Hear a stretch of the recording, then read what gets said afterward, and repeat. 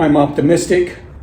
I'm optimistic because as I've mentioned in my prior videos, can Trump swing a Middle East deal? And the Middle East leaders are no fools.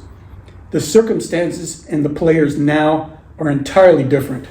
Trump, being the president, can put enormous pressure on Netanyahu, but very little pressure, which I believe I mentioned before, on Hamas, Iran, and the other proxies.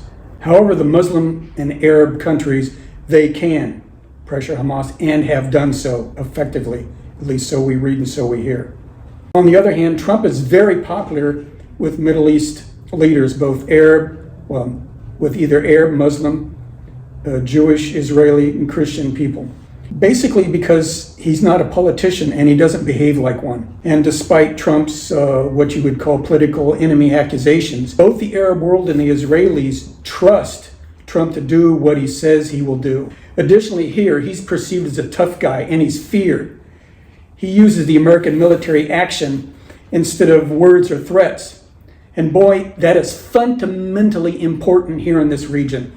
It's necessary for the Middle East culture, for the mentality and the trust, especially in lieu of the decades of the wars here and the instability. Trump is also a business deal maker, hopefully offering a long-term monetary and lifestyle gains and benefits or a possibility of long-term results. This is very important. It's got to be long-term, which is necessary for the reality, and I'm going to use that word several times in this, reality.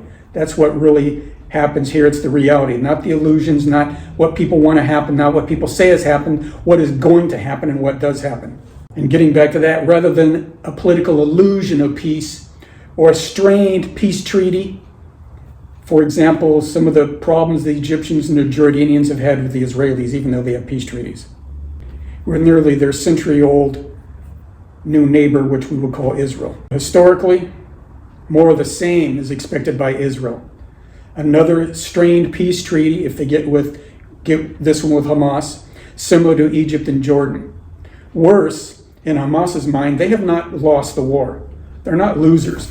There is no clear winner in these wars again, and that is an unfortunate thing on whether you look at it on either side. Plus, Hamas does not have a stellar record in keeping peace or their word with Israel. Therefore, Israel expects Hamas will secretly keep their charter of destroying Israel. They'll rebuild their tunnels and their weapon systems, and when they're ready, attack Israel again, as usual. This is what Israel expects right now.